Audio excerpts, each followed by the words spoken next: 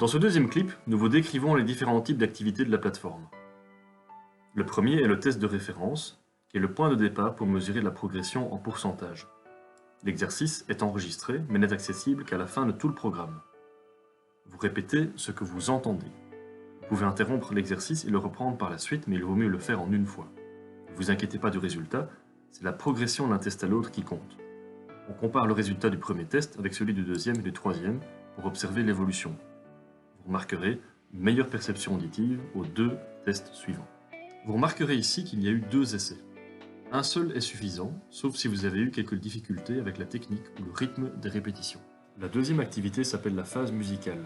Elle est très importante car elle permet d'échauffer les petits muscles de l'oreille moyenne avant les exercices d'immersion et de pratique. C'est un peu comme si vous échauffiez vos muscles avant un exercice physique intensif. Tout ce que vous avez à faire, c'est d'écouter la bande sonore pendant 5 minutes tout en regardant les images relaxantes qui défilent devant vous. Vous pouvez les mettre en plein écran pour en profiter au maximum.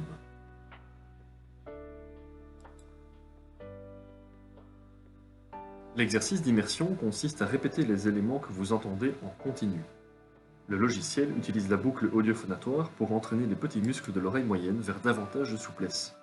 Cette boucle audio-phonatoire est le cœur du système breveté de Speedlingua. Il vous suffit de cliquer sur la flèche bleue cerclée pour faire démarrer la liste des éléments à répéter.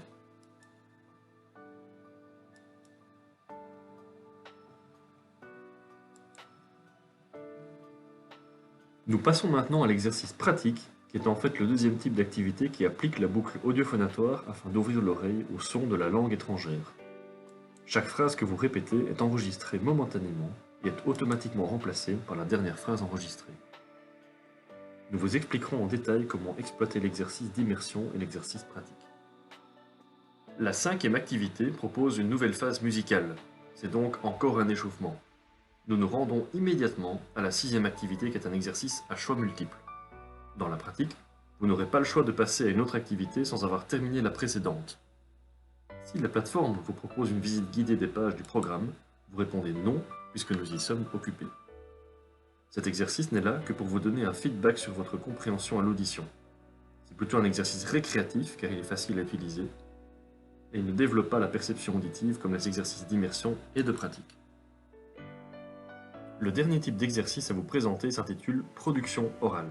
Il sert à développer la spontanéité de l'expression verbale.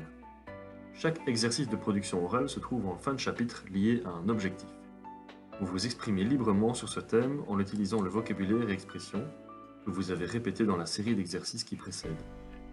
Vous pouvez préparer le thème en réfléchissant à ce que vous allez dire ou en écrivant quelques notes succinctes qui vous serviront de ligne de conduite, mais en aucun cas, vous ne devez écrire un texte complet que vous allez débiter dans le micro. Vous passeriez ainsi à côté de l'objectif de cet exercice qui est de mettre en pratique le vocabulaire que vous avez mémorisé.